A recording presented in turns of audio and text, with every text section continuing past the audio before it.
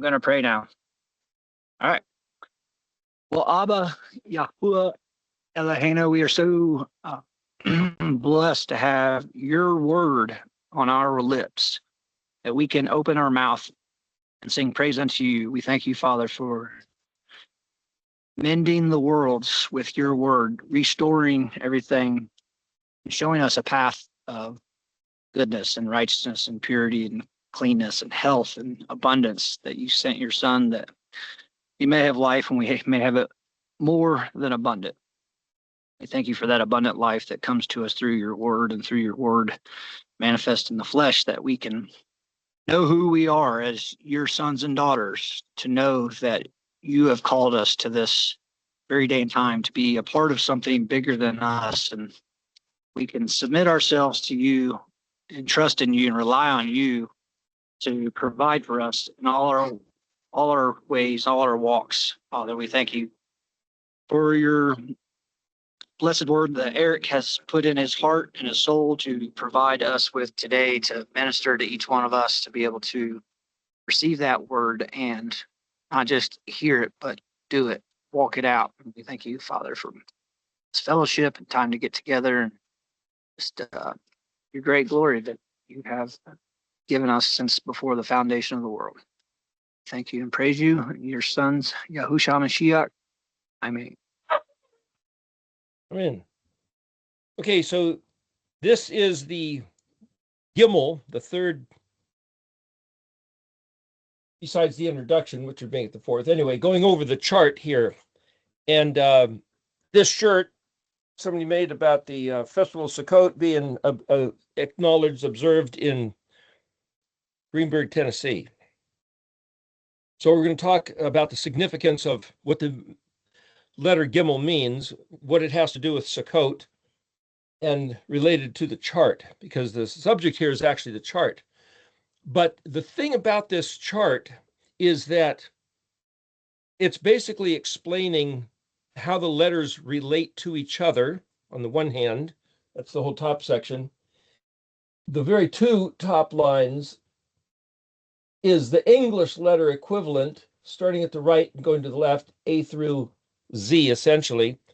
And then the Greek is written up here in the gray section, and then some various forms of the ancient, or the Paleo, ancient Hebrew, Proto-Sinaitic, you might say, pictograph letters here in the blue and white. And then there's some meanings of the letters, and then written in the red is the eriktology font, or what's now available, called the pure Paleo, or bar Paleo. The word bar, bet resh, bara, could be, well, like, it could be son, S-O-N. It's kind of the Aramaic, like Ben is son, B-N, or this is bet, B-R, bar. Bar can also mean pure and clean and nothing except this. So the font here, Bar Paleo 2.0, I think, is what it's been classified as now, in that there was a couple previous versions and it's been refined, exceptionally refined, for the perfect space between the letters and between words.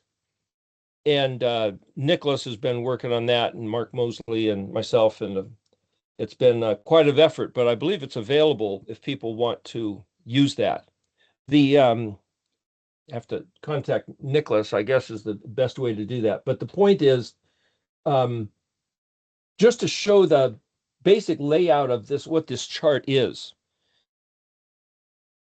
I started talking about the Aleph the first week as this consciousness.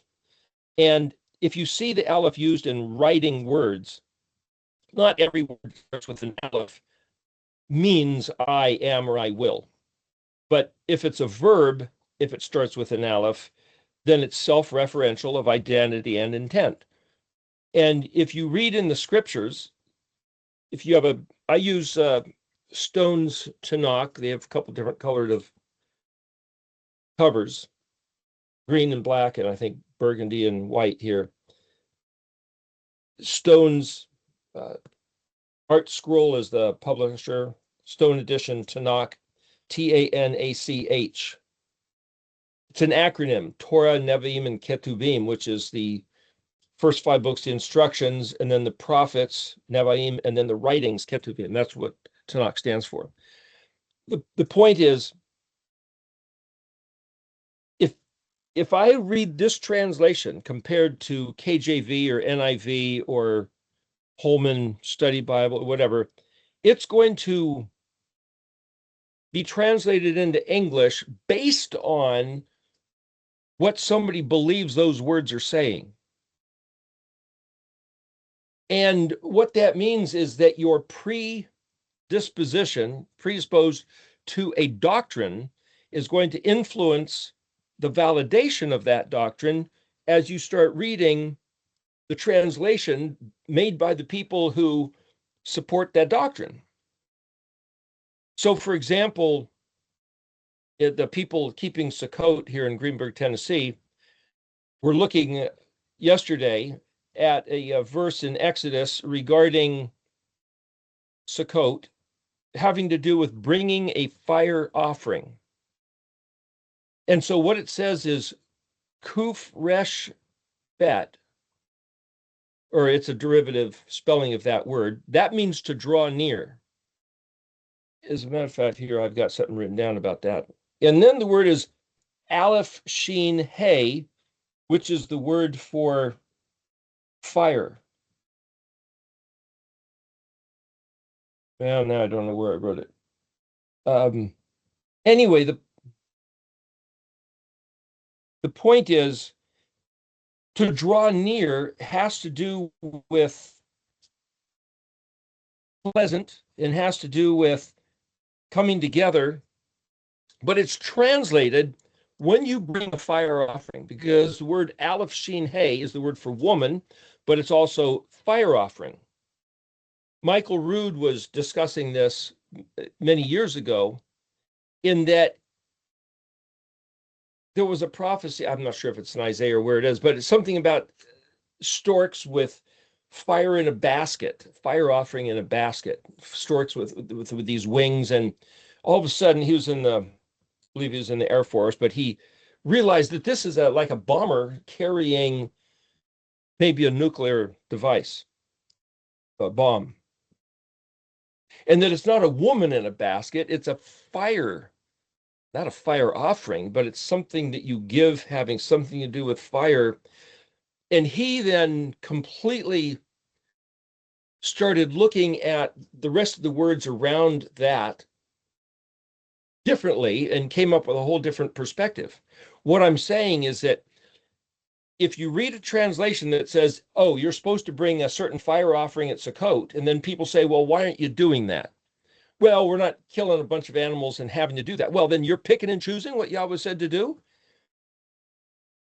Well, what did he say? Kuf Resh Bet, plus prefixes and suffixes, Kuf Resh Yod Bet perhaps, and then Aleph Shin Hey. Well, is Aleph Shin Hey a woman? Yeah, that's the word. Aleph Yod Shin is man, Aleph Shin Hey is woman. Okay, then, but it also is a fire offering. What's an offering? It's something that you bring and then set down or give.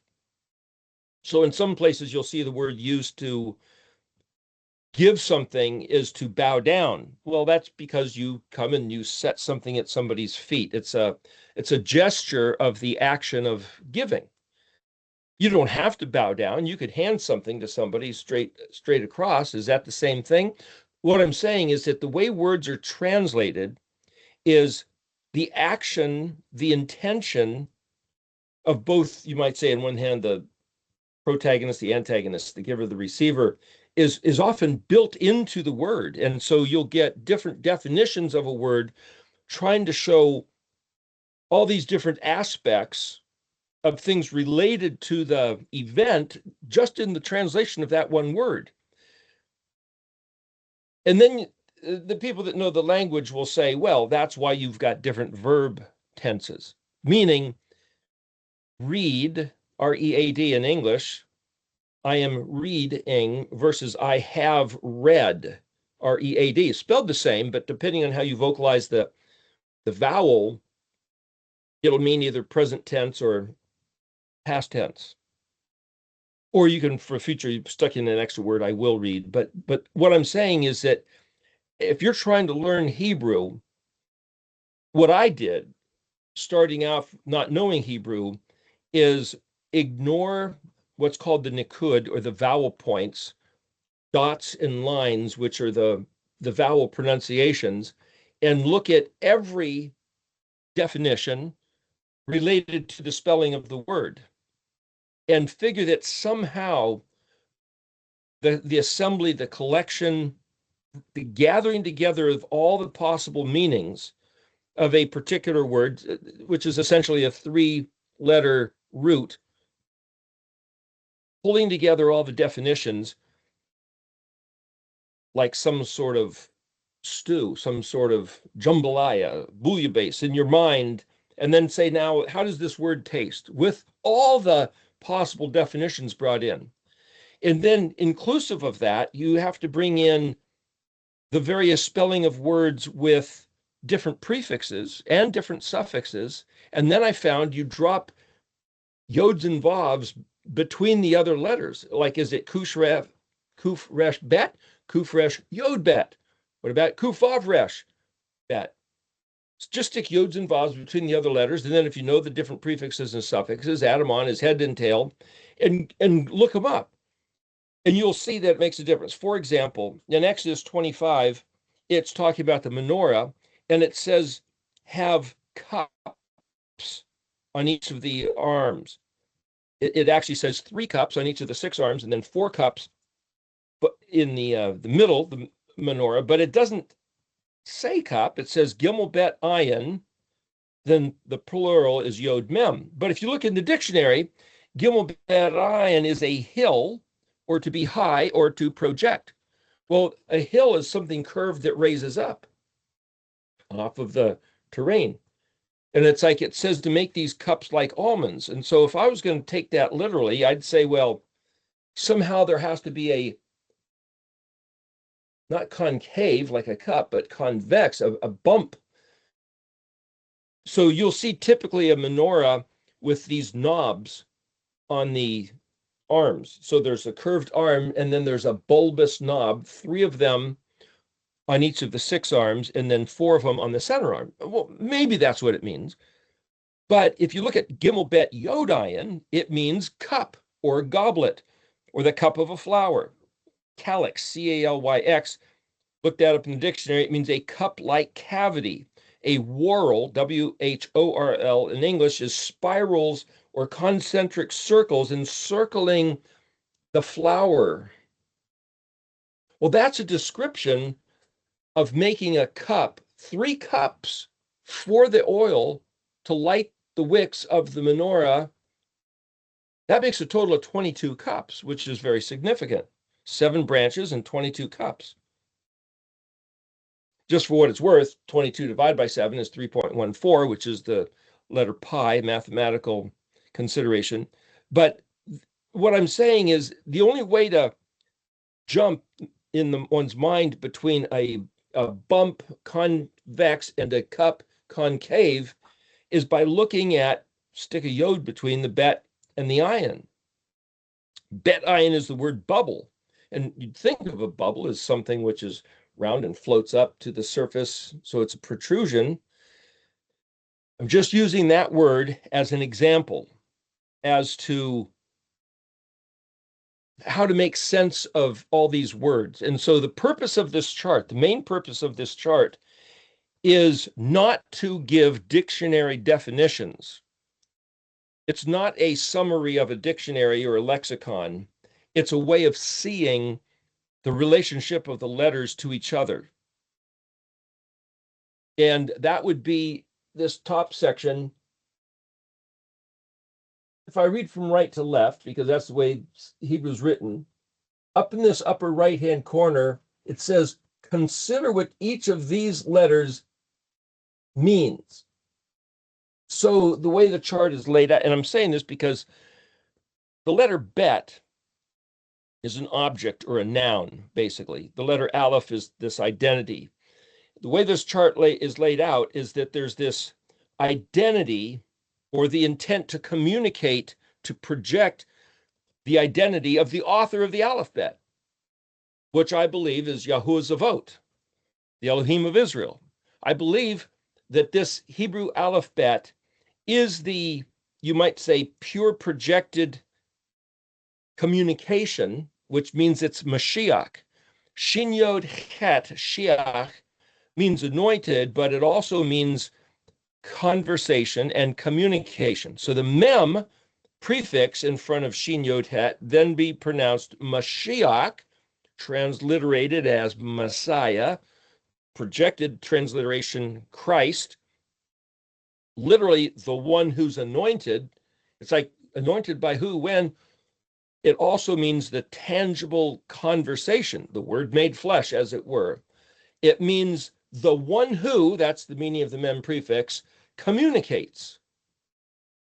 The time, the occasion, the one, to take concept of communication, which is a non-substantive noun, it's a noun, there's a communication, and to give it a being, to give it the present existence. So you could say that what communication? The Aleph-Bet. If the Almighty, the infinite creator, looking at John 1:1, as we were talking about it a couple of weeks ago, made this Aleph-Bet as his manifest. If the Aleph, creator of heaven and earth, that is otherwise silent, unknown, unfathomable, indeterminable, we can't even wrap our consciousness, we don't know what, where, how, it's just because we're put into this bet universe realm, then he made this Aleph-Bet, these 22 letters, as the thing to regard as being him. Though it's not him, your God's the Aleph-Bet. No, that's not what I'm saying. What I'm saying is that the Elohim who created the universe also created the Hebrew Aleph-Bet for those who want to engage that part of him that he would manifest in the Hebrew Aleph-Bet. He said in Exodus, you saw no image, not a reptile, an animal, a bird, a fish, not male or female. You heard a voice. He made sure that there was no image involved. It was just a voice speaking words. Some people say, and we've talked about this before, but if I suggest that each letter is a picture, then that means that he gave us, that I'm claiming that he gave us 22 images, 22 idols, 22 pollutions by which to regard him. So we shouldn't regard him. And this person was saying that by him writing, by Yahweh Elohim writing with his finger on tables of stone, he eradicated meaning from the Paleo-Hebrew pictographic, you might call them hieroglyphic essence to the letters, and completely took all that away and just left it with a phonetic reference. The sound of the letter only, no meaning of the letters. That's what some people believe. And so they will then say, look, when he wrote with his finger, that proved that it was only the phonetic value, no longer pictographic value. And it's like, how does that prove that? Well, he said he wrote with his finger, don't make any carved image. And if he's carving images, he's breaking his own commandments. He wouldn't. But see, that's following somebody's logic. It's like, well, maybe that's true. Yeah, but well, maybe that's not true. So you have to decide for yourself whether to look at the meaning of the letters pictographically as a corruption, or whether it's actually a great logical insight that Elohim himself built into the language for us specifically to do the task of the analysis, the recognition, and then to take what the letters mean, what they're saying pictographically, and then the way they relate together, and say, that's my Elohim. The one who embedded himself, camouflaged himself, cloaked himself in the letters. How did he do that? Well, he did that. And then I could say, well, he has to somehow declare what he's about if the letters declare what he's about. And if he is unknowable, unfathomable, indeterminable, can't wrap our minds around if it's even a he or an it or a they or a whatever, then he's got to make that declaration if he wants us to think of him in those terms. And I keep using the word him, and you could say, as somebody said once, how do you know it's a he? Well, because in Exodus 3, Moshe said, who shall I say sent me? He didn't even say, well, he didn't try to identify, left it wide open. Who shall I say sent me? When I go to the leaders of Israel and they ask, who was talking to you and who sent you on this mission? And the voice came back, tell them Ehyeh sent you. Ehyeh asher Ehyeh. But then a couple verses later, he goes on to say, Yahuwah is my Shem, which will zakar in your mind be recalled to remember the commemorative memorial Shem throughout all your generations. So I just saw somebody gave me something about the different names of Elohim, and it says Yahweh or Jehovah means I am. That's not true. Ehyeh is translated I am. He went on to say, tell him Ehyeh sent you, but Ehyeh asher Ehyeh, translated in English, KJV, I am that I am, but there's another translation that says, I will be that whatever I will be. I'll be what I'll be. Don't try to pin me in a box by giving me a name, but he gave himself a name. So it's like, well, why is he saying all this? Why? And I've heard it said, don't try to understand the Bible unless you're gifted as a priest. If that's your calling and you've got the grace upon you by the Holy Spirit, because otherwise it'll drive you mad, insane, crazy. It'll just spin your head around. Don't even do that to yourself. Don't even try. Leave it to the professionals, not just professional who makes money, but the ones who were anointed, shiach, to do the translation. Well, I disagree with that too. I've heard people say that.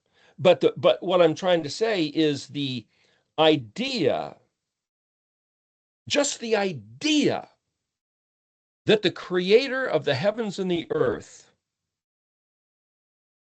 that's Aleph, creator of, now we're going to identify what he created. So now that's putting something in bet form. So the bet means house. So the house is the universe.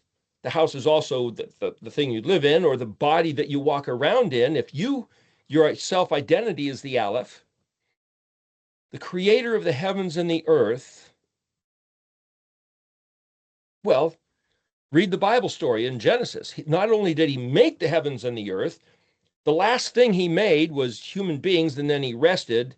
He made Adam and Eve, Ish and Isha,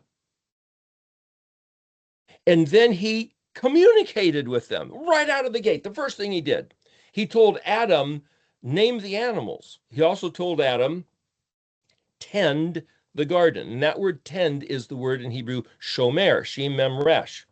So shin mem resh means guard, keep, watch, and it also means to remove the dregs. Now, the easiest way for me to remember that is if you're making a cup of tea. If you just drop a tea bag in, then no problem. It's got a fine filter to keep all the tea leaves and plant material separate from the liquid. But if you don't have a tea bag or a strainer and you just take a bit of tea and drop it in the cup and let it sit for a while, there's going to be stuff floating around. You can strain it through your teeth. That's shomering the leaves. Or you can pour it through another strainer. But the whole idea of taking out the part of the tea you're not going to drink is the act of shomer, remove the dregs. Well, that's like raking the leaves off the path. Or we have apples on if you step on them and your foot rolls, you're going to get hurt. Or you step on pine cones, or twigs that fall. So Adam's job of shomer the garden was keep it safe, keep it tidy. Who cares if it's tidy? Yahweh told him to do it. And it's like, well, what does that mean? See, if you take the word shomer, watch, keep, guard the garden. And I heard somebody once say, if he said to guard the garden, you shouldn't even be talking to the snake in the tree. And it's like, there's no snake in a tree. Well, why do I say that? Well, because some people see a stained glass window where Adam and Eve in the garden, there's a snake in the tree, and they're got this apple, and it's like, that didn't happen. That's like a glyph. That's some symbolism to make you think of the event as it's laid out, because those are the elements: a snake and a fruit and a tree and a couple naked people. But you gotta know the story, or else that little stained glass window is going to lead you astray as to what the story actually was. And I say there's no snake in a tree because this serpent, the Nachash, was speaking with Eve. She gave to Adam to eat, and then now they're making up excuses, which is the word fig. Hiding in a fig leaf is the hide behind the pretext of an excuse. And Yahweh said to the Nachash, from now on, upon your belly you will go and eat dust. Well, that means he wasn't on his belly. So he might have looked like some kind of reptilian dinosaur with arms and legs. So he wouldn't have been a snake in a tree.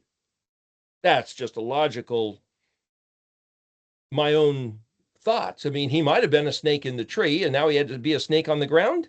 I don't know. I'm just saying, where does this stuff come from? So the idea of saying, well, then we're not going to translate the stories. We're going to look at the words and what did he say by the spelling of those words exactly, and what does he mean? So going back to the thing about Kufresh Bet Aleph Shin Hey, if Aleph Shin Hey, well, Aleph Shin is fire. Aleph Shin Hey is fire offering. That's the way it's translated. Well, Aleph Shin Hey is also woman.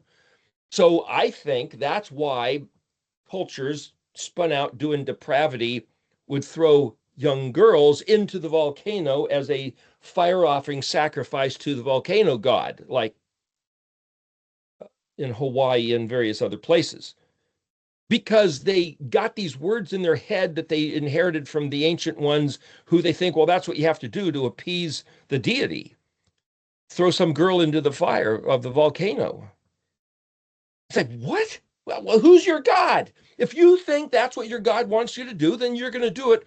Your priest is going to officiate it, and you're going to do it with a pure heart, with zealous intention, even though it costs you the sacrifice of one of your young girls. You can't say they're stupid idiots. They're doing it with zeal of honor and respect, and maybe even love of their God. Yeah, but why would I don't need to say why would. All I have to say is that's not my God. So if I look at the scripture, I have to expect that my Elohim is going to tell me who he is and what he wants me to do to relate to him. And when he uses the word Shem Zakar, the word Zakar for Yahuwah is not just memorialize, commemorate, stick in your mind. It also means masculine, male. It's a seed planting tool. Like a shovel, you pierce the earth, open up a cavity in the earth, and drop a seed in so the seed will sprout. That action of planting seeds is what the masculine anatomy is built to do. And that's what the word Shem Zakar actually means. It doesn't mean I am. Yahuwah, Yod Vav He, does not mean I am. If anything, you could say that the Yod means he will, and He Vav He means cause to exist. He will cause to exist. He will cause what to exist? Everything. He causes everything to exist, even himself. What's Aleph He Yod He? Well, He Vav He and He Yod He are both tenses of the verb to exist. Anything with Yods, He's, and Vavs, and sometimes Alephs and Tavs thrown in, is the verb to exist. But Aleph He, Aleph, it starts with I am or I will. Hence, it could be I am that I am, or I will that I will be what I will be. But Aleph C is first person, self-referential. Yod is third person. He will. But I've seen Yod, word starting with Yod, translated as something different than the word he will. So what you got to realize is that The way this works is that there are basic rules. If it starts with a yod, it probably means, so that let's say it's greater than a 50% chance, and make up a number, 75%, 80%, I don't know what number. It's greater than half. I've seen that yod as a prefix can be regarded as he will. Third person reference of somebody else telling the story. If it's Aleph, it's the first person telling the story. I will.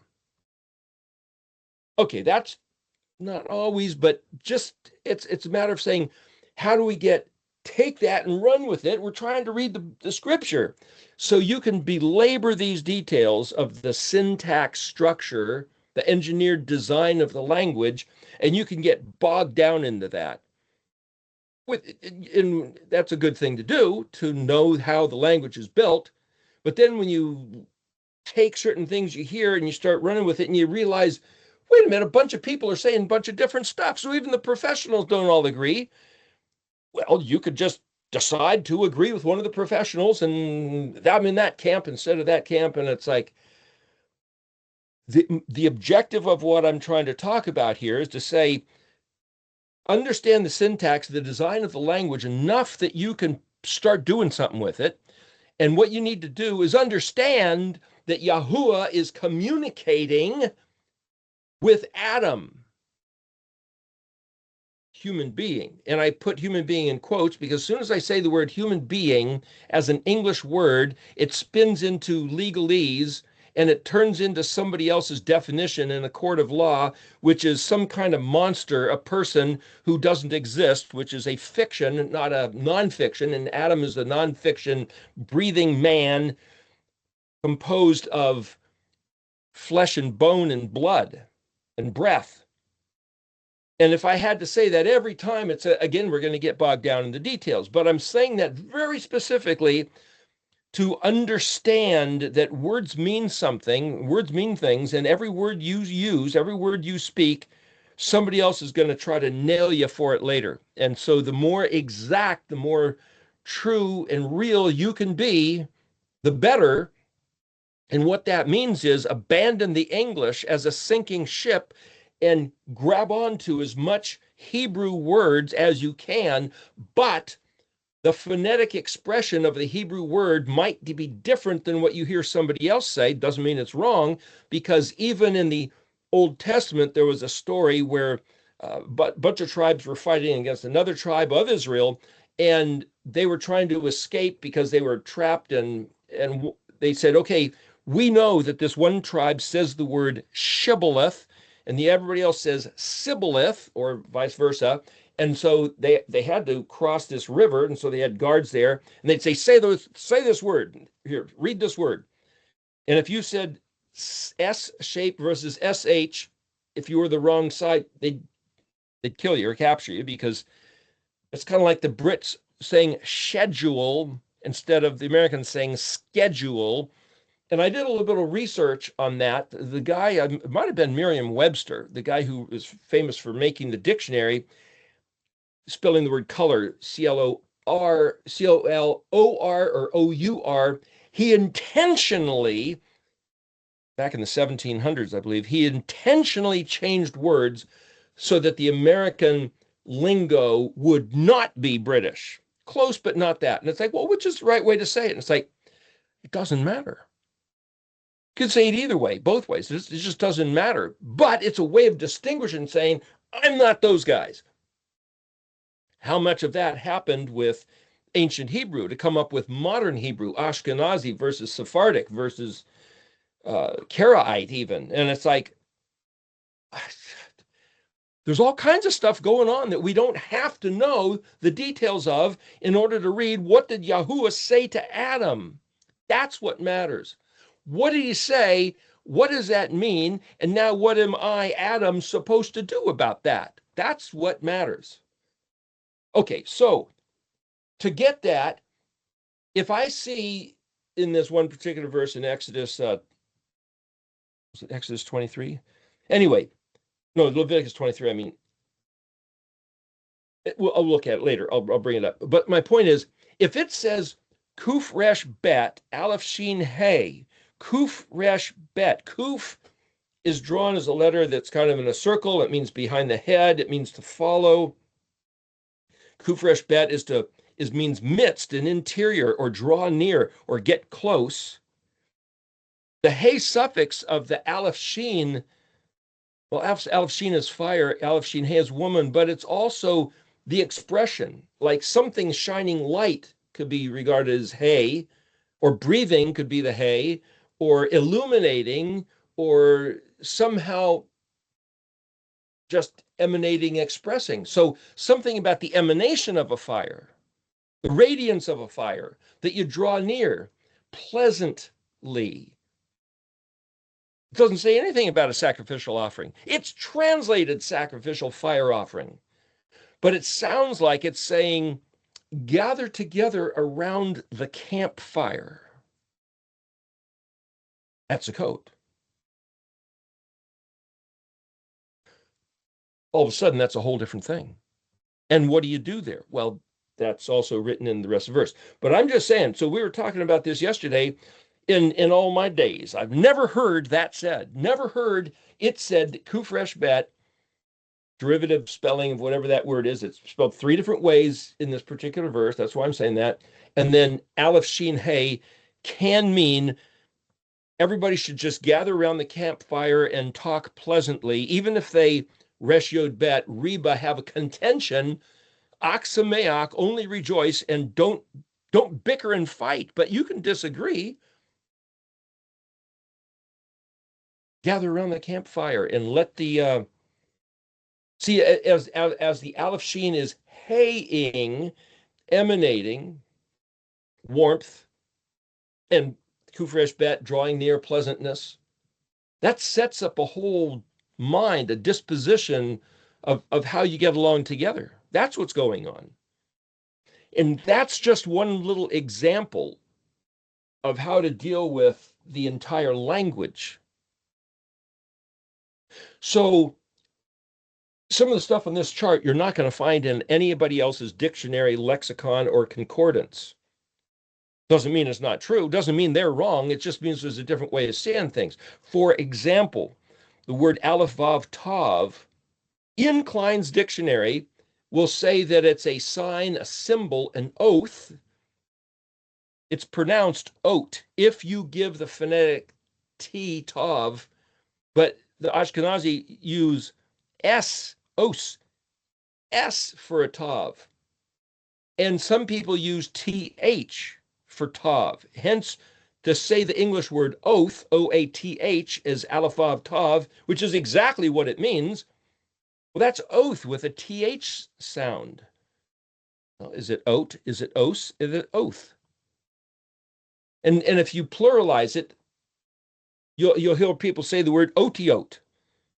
What is that? Well, those are the letters of the alphabet. Why? Because aleph vav tav means a sign, a symbol, a signal, an oath, or then wrap these all together. It's some sort of a symbolic signal, like a signature, about an oath. Now, if I pull all that together, I'd say that in aleph vav tav, well, see, in Klein's dictionary, it says it's also a letter of the alphabet. Because if I draw musically a line with a circle, I look at that, oh, that's a note. That's a symbol that means something. Well, I don't know which note it is unless I draw a bunch of lines, and then I draw a clef symbol. If it's a bass clef, the note on the line means a different sound than if it's a treble clef. So the clef tells you what these lines equal, and then the note tells you what note on the line based on this scale. But see, just the note itself just says it's got something to do with music, but I don't know what. If there's 2 notes and one's higher than the other or the same, then I can say, well, whatever note it is, it goes either da-da or da-da or da-da, because I know the proximity of one note to the next. But see, the same thing with the letters. Because the letters are in a sequence order, I know what they mean if you know what the order means. If you know what the story, the connecting of dots, the sefer, the word sefer, Samik Peresh, is translated like we have the word in English cipher, which is to interpret a code. Sefer is generally just translated scroll or book. But you look in the dictionary, it also means to narrate a story, as a barber, a coiffure who would cut, shape hair, give something that's on one hand all over the place and give it a certain shape. It's to establish a frontier, which is done by taking some wild open territory and sticking placements, a fort, let's say here, another fort here, and you have an imaginary line, or you have maybe some sort of sentry going back and forth between the guard posts, between the towers, between the forts. You've got people riding back, and that keeps some people on that side and other people on here. That's the word sefer also. If I do that with these letters and say I'm severing the letters by regarding that they're like outposts or fortresses or Gidolim, there's a verse that says, "Where's one who severs the Gidolim?" And that it's translated, "Where's one who counts the towers?" Because the word sefer is also translated to count. Memnun is to count, Shinai and Resh is to count. But Samik Pei Resh also means count. But see, if the translation says, "Where's one who counts the towers?" But if I'm saying, "Where's one who knows how to make the connections between these letters to regard the oath of what Yahuwah said, who he was, how he related to his people, what he's going to do, what he's going to do if we keep the oath, the sworn vow, or if we break our oath and do not keep the sworn vow." That's what the whole story is really all about. That's how you sefer the sefer.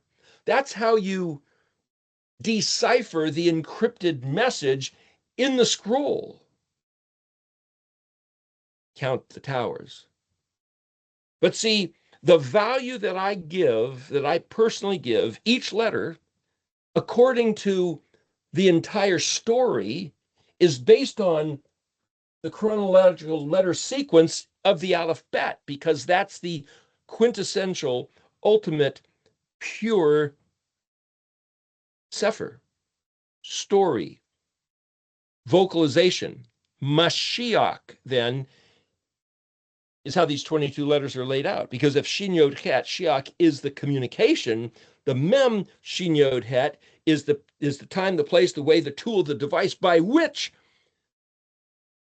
it's laid out. And if Yahuwah Zavot, the Elohim of Israel, is the one who established this alphabet, that it's not just an assemblage of random phonetics and pictures of objects in a culture, as a lot of linguistic authorities will tell you, that humans, ancient troglodyte cavemen, said, "Hey, let's use a fish skeleton. There's a Samik, and let's use a camel and an ox. There's a Gimel and an Aleph, and hey, we live in a house or a cave. There's your bet." And it's like, and then somebody put them in an order, and it shifted around over the years. That's what they'll tell you happened. I don't believe that at all. I believe that Yahuwah Zavot, as he called himself, Zadi Bet Aleph Vav Tav, Zavot, a very specific name he gave himself, transliterated into English as Sabaoth, Sabah, Sabaoth, Sabaoth. Martin Luther did a song, "Lord Sabaoth his name, from age to age the same." And it's like, "Mighty fortress is our God." And it's like, does anybody know what that word means? Sabbath? Sabbath? Sabbath is just another way to say Sabbath? No, that's not what it means. Is he the Lord of the Sabbath? Yes, but what does that mean? What am I supposed to do about that?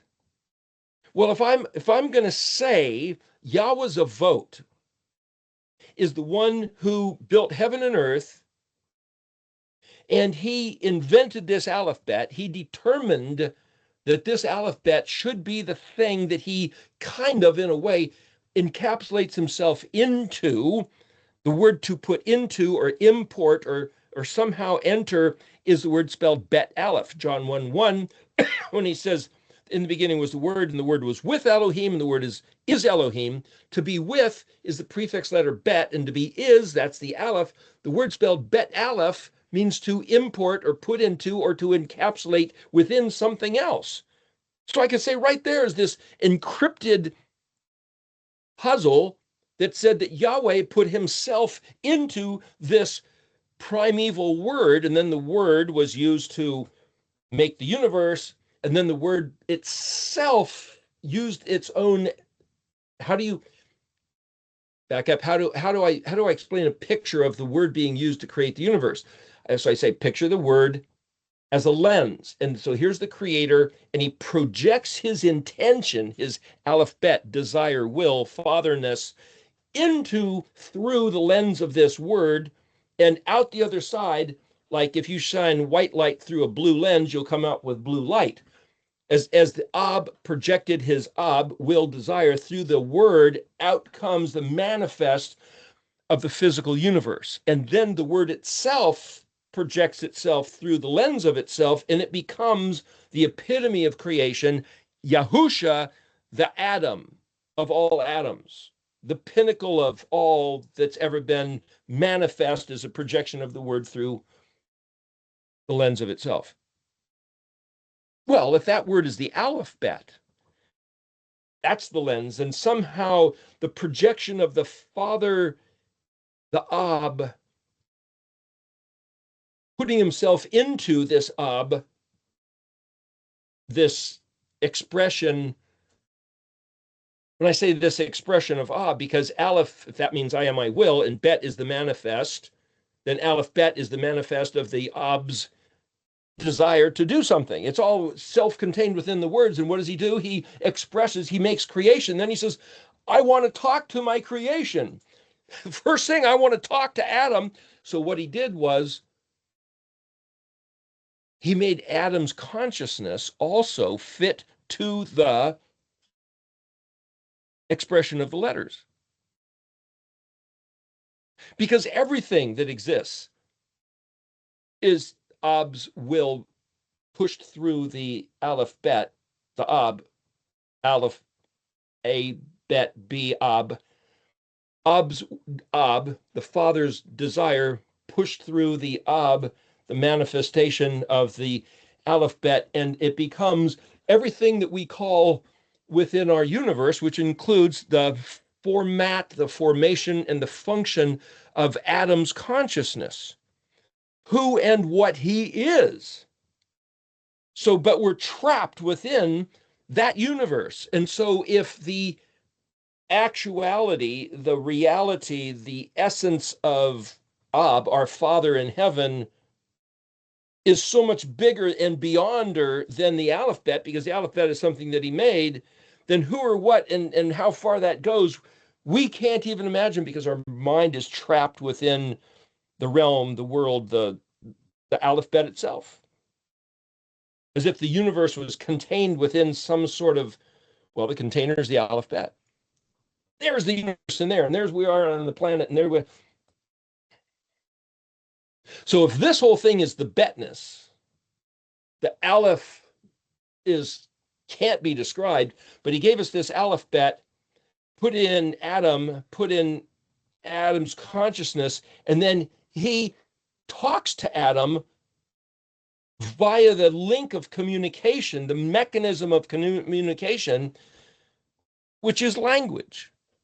And if it was originally Hebrew, as Isaac Moseson calls it, the Edenic language, the language from Eden, when everything was wonderful and pleasant and delightful and luxurious, then it was at the Tower of Babel that everything got confused, and the Edenic language got morphed, permutated, spun, branched into at least 70 other languages. Now there's a few thousand different languages. But the original language was the Hebrew that Adam's mind was, you might say, programmed to as a software. If Adam's body was the hardware, like the computer hardware, the mind's programming is the software, which is the Hebrew language. And then somehow when he breathed into Adam and gave him the breath of that life, that's like plugging in a computer to the electrical wall outlet, so now it's energized. But that means that the dust of the earth that Adam's body is made from is a projection of the ALEF-BEIT, physicality, that is mind intellectually, consciousness, reasoning, logic is built, structured according to the ALEF-BEIT.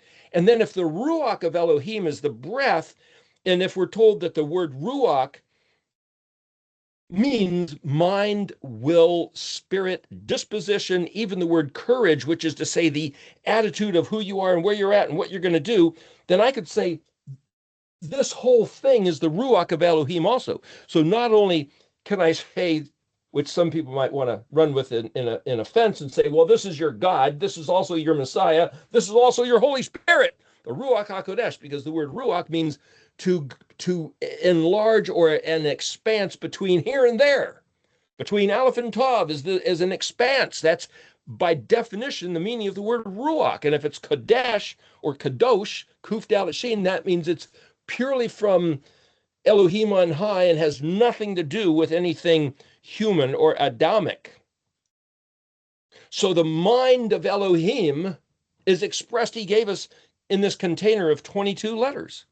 That's the Ruach HaKodesh by definition. So it's also, well, that's where he's at then. If he built this, if he gave us this and said, here, think of me as the one who's expressing these 22 letters, then that's where he's at. And the word to be, where are you at, is the word Shem. The word name is also Shem. The word that means fame, renown, reputation is also Shem. So his Shem is these 22 letters. So when you hear people talk about the 4-letter name of God or the 70-letter name of God, it's like, he gave us these 22, not more, not less. In fact, the 4-letter name has 2 letters that are a duplicate, Yod, He, Vav, He. So it's actually just Yod, He, Vav, Yahoo. Yeah, but that's just the name that sticks in your head. That's not his full name. And where do they get 70 letters? From my understanding, just so you know, is that there's 70 words that they have as attributes of Elohim. Excuse me. And if you take the first letter of each of those 70 words and you string them all together as an acronym, that's the 70-letter name of Elohim. And it's like, what attributes are you giving him? Well, they have various reasons for using those particular 70 words, but whatever those 70 words are is somebody's epiphany, divine revelation, or they're just thinking about it and doing something poetically. But he gave us these 22. My point is, if you just learn these 22, I believe that this is the whole shebang right here. This is it, these 22 letters. Yeah, but how do you know what they really are? There are 22 mysteries floating around, and because there's a sequential order, a sephering of the narrative. And that sephered narrative matches the Mishkan pattern, which is the Moedim correlated to the 7 days of creation, the design of the Mishkan itself, the tabernacle, validated by YHUShO giving us the Sermon on the Mount, Matthew 5. And it's all right there. So if the word Zadi Bet, Aleph Vav Tav, Yahweh Zavot, well, what's Zavot mean? It's translated captain of armies or master of legions, of angel armies, or all kinds of hosts of different armies. It's a military term. Zadi Bet Aleph is to amass a military. Well, it's a little bit more than that. It's also turtle. It's also covered wagon. It's like he's the wrangler of turtles. All you turtles, come over here, get in line. I'll tell you. Well, now you got a whole bunch of them. Now you got an army of turtles. So Zadi Bet Aleph, Zadi Bet Aleph. Vav Tav is the plural. Yeah, but Zadi, again, where do you put your mind? Well, it also means to inflate or to swell up. Well, a turtle is a swelled up lizard, isn't it?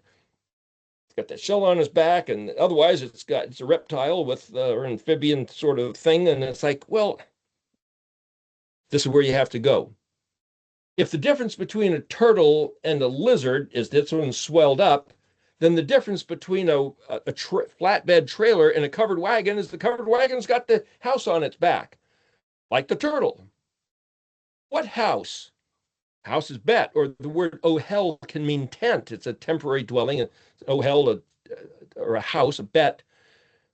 So if it's Zadi bet, Aleph Vav Tav, what's Zadi? Zadi is blossoming.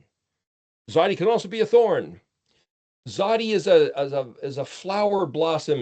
Pei Zodi is mouth open. So not just open, but blooming, a blooming bet, a blooming house, a Zodi bet. Well, then if you look in the dictionary, you'll see that Zodi bet means to position something in a certain place, like the fort right there, or like that tree that somebody planted right there at the corner of the property so they'd know where the property line was, or a big rock, or to place a letter right where it belongs. That's what Zodi bet means, because Aleph Vav Tav also means letter of the alphabet.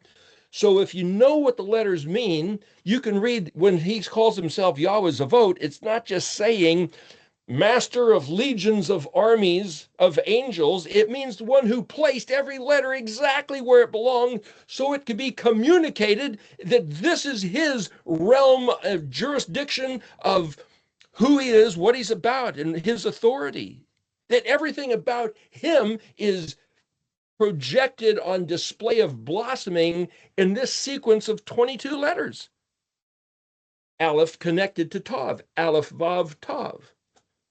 But that's just reading the words Zavot. Zodi bet, Aleph Vav Tav. And he, you might say, his authorized signature is the Sabbath day. So if somebody says, well, Zavot is kind of sounds like Shabbaoth or Sabbath, but it's all how I run with it in my mind. The point is, if Zavot means I'm the one who placed the letters of the Aleph-Bet, then they're not just in that letter position because that's where they go, but it's because of what they mean, because it all says something about an oath, which is the sworn vow that says, this is the nature, the dynamic of the relationship between Elohim and Adam. And then when it came time to destroy the world, Genesis 10, it was between Elohim and Noah. And then around Genesis 15, where Abraham was singled out as the family, or the patriarch of the family in his offspring, and specifically through Isaac, as compared to Ishmael and 6 other kids. Then Isaac through Jacob, as opposed to Esau, and then through these 12 children of Jacob. When Elohim refers to himself as the Elohim of Abraham, the Elohim of Yitzhak, the Elohim of Yaakov, he's giving us not just names of 3 patriarchs, he's showing a certain, like a family tree, taking a certain branch, this branch and then this branch, and then over here. He's saying it for a reason, because the other branches of the family took on a different disposition. And if he's saying he wants to be regarded as this particular branching, it's not to say everybody else is no good, a bunch of idiots going to burn in hell, but if he's revealing who he is through the understanding and the relationship he has that's handed down from generation to generation, which is why he chose Abraham. He said, I see that he's going to teach his children in his household after him, so therefore I'm choosing him to be the family through which I have this Brit covenant.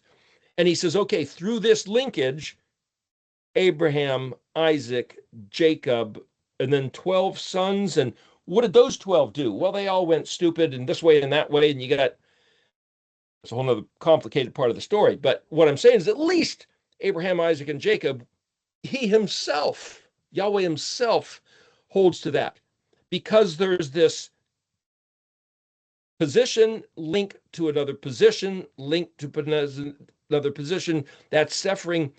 That's gimeling. That's what GIMEL is. 5 minutes, Carla? 5 minutes. Okay, so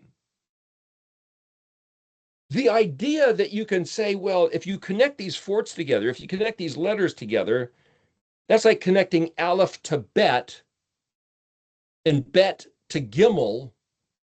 But see, this concept of GIMEL is a connector. So the concept of GIMEL is, here's this, and here's that, and now what's in between this and that? Communication? Is it an imaginary line? Is it like a relay race, like a generation where somebody's running and he hands the baton and the next guy grabs that same baton and runs with it and gives it to the next guy. That's like a genetic relay where father hands down his DNA to his offspring, his child, and then he hands it to the next one and the next one. Or is it information? Or is it the covenant? Or is it all that? See, if GIMEL, which means camel, the actual word GIMEL means camel, there's a little bit of a study. I'll make these notes available to you. GIMEL mem, as a word, means also many, a heap, even so. And when he says, there's a verse in Proverbs that says, he who turns his ear from hearing the Torah, GIMEL mem, even so, his prayer's an abomination. Even so, what does that mean? It all depends on what GIMEL mem means. If it means a heap, that's like a cup on the menorah. Only that's a different word. That was GIMEL bet ayin. Here's the thing. There's pictures. So how do you make a heap? If you're moving firewood, somebody drops it off there and you need to make a pile of your firewood over there in the storage, you walk over there, you pick it up, and you GIMEL like a camel moving, and you put it there. Then you walk back and you grab this, and you bring it back. And the more trips you do, the bigger that pile gets, the smaller that pile gets. That's the picture of gimeling. So gimeling is like this, going back and forth, taking what's here and moving it over there. So if that's GIMEL mem, and he says, if you turn your ear from hearing the Torah, what you're doing is creating an abomination of Yahweh turning his ear from you. Because the way this place is built is a reciprocal relationship where Yahweh said, I'm making this overture. I'm communicating to you. Now the ball's in your court. You have to do something. And if you respond by listening, now we have a communication. I'm going to tell you all these things. But if you respond with an attitude, and this is elaborated on in Leviticus 26, as well as some other places, and he gives a whole list of various options. If you find my words to be distasteful, a reproach, loathsome, abhorrent, you have a disdain, or you have a casual disregard, like whatever. Then it's going to come back on you 7 ways. It's going to come back with a vengeance. He says at one point, I will respond. If you have a casual disregard for my words, then I'm going to attend to you with a fury of casual disregard. And it's like, the fury is the opposite of casual, isn't it? And it's like but you see, you have to focus your mind and say, how does this stuff work? And it's all in the language. As you study the language, what does that mean? Study the language. Look at the spelling of words. Contemplate, why is that word that he used in this sentence spelled that way? And why is a similar word spelled a little different prefixes and suffixes? What's he trying to say? But if you know what the 22 letters are, and if you attach a value to the pictographic orthograph, the shape of the letters, and if you attach a value to the story narrative that's held within the 22 letters in their chronological order, the ordinal sequence, which is expressed by Yahusha's gospel narrative. The gospel narrative story of Jesus Christ is in these 22 letters. But then who is Jesus Christ? The man who walked the earth 2,000 years ago? Yeah, but what was in his heart? JC is known as the one with a different heart attitude than Yahusha. So though it's referring to the same man, there's a difference depending on which name you give him. But then other people disagree with that too. So again, it's what you see, what you can see.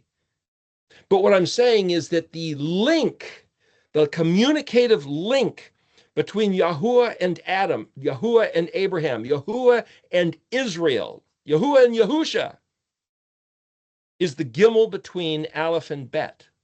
So if the GIMEL is between Aleph and Bet, then that sets up a pattern.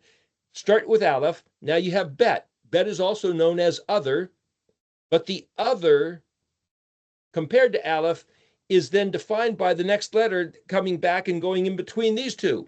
So if that's the case, and I can set that up as the pattern, then I can say, well, what's the relationship between Bet and GIMEL? Has to be Dalet. What's the relationship between Gimel and Dalet. Should be Hey. What's the relationship between Dalet and Hey? Should be Vav. And if I can take that as a pattern and wrap my mind around it, I have to know what the letters mean and why they're fit there. And then I can start doing all this stuff in my own contemplation about what the alphabet is saying and how it works, based on Aleph compared to Bet compared to Gimel. As I said once before, if Aleph is indeterminable, unfathomable, you can't even define Aleph, then as soon as I call it Aleph, I've now put it into Bet form, because Bet is something identifiable.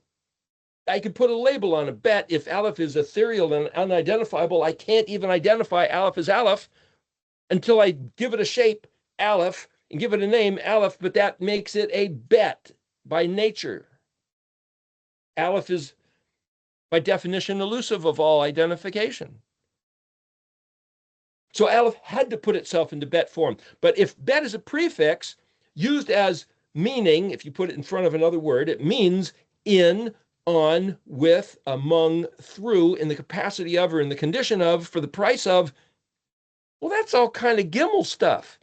So here, I'm using as a prefix, all the Bet definitions are actually kind of Gimels.